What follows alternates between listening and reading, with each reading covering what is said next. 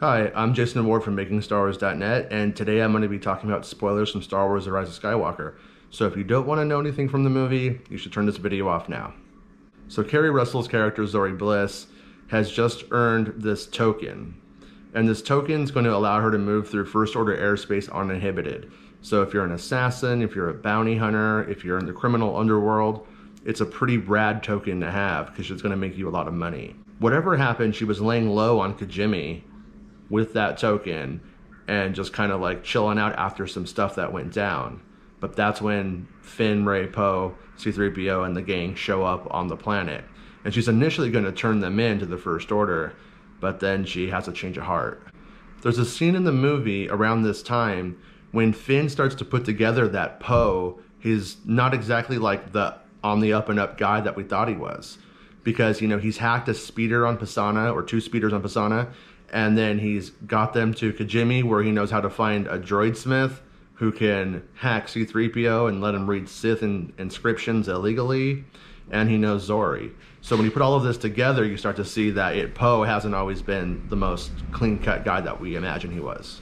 When Poe and Zorii have their reunion together, they talk, and we learn that Poe and Zorii had a relationship, and that Poe Dameron just skipped town. He just took off one day, never came back, and just kind of ghosted her.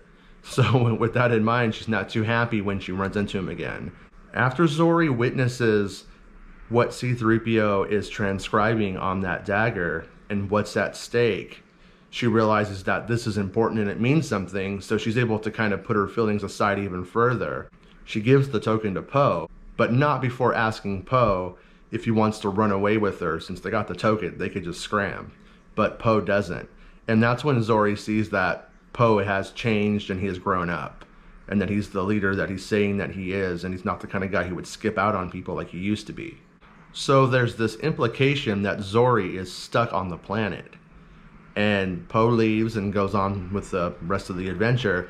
But in the end battle, Zorii shows up at the perfect moment and is able to intervene and help save Poe.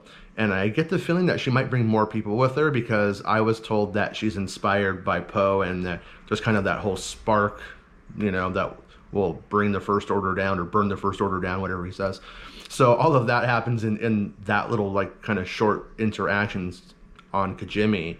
And at the very end, Poe thinks, I got a chance with her. She cares about me still. And he goes in for a kiss and she turns her head. And then they both laugh, and it's like, oh, okay. Oh yeah, one last note. After 3PO gets his mind wiped on that planet, he's like a new man. Like, everything is cool to him. He's happy to like be alive and to experience the world. He has curiosities that he never has, and he has no fear. So when he ends up in a firefight with those stormtroopers, he's like, I've never been in a firefight before, or something like that, laser fight, whatever it is. And he's like really into it. And he's like, he says like, it's so exciting.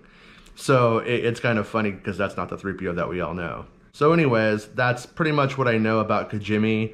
And some of this was reported first by Jedi Paxis. Some of it was reported first by me. And then there's a bunch of new stuff in here too. So I hope you found this video exciting and you liked it. So if you did, let me know what you think about the sequence. I think it's pretty cool. Make sure you subscribe. Well, hello there, everyone. This is your friendly neighborhood podcaster, Raj from the Sith List, bringing you holiday greetings, obviously, as you can tell by the silky smooth Christmas sounds in the background.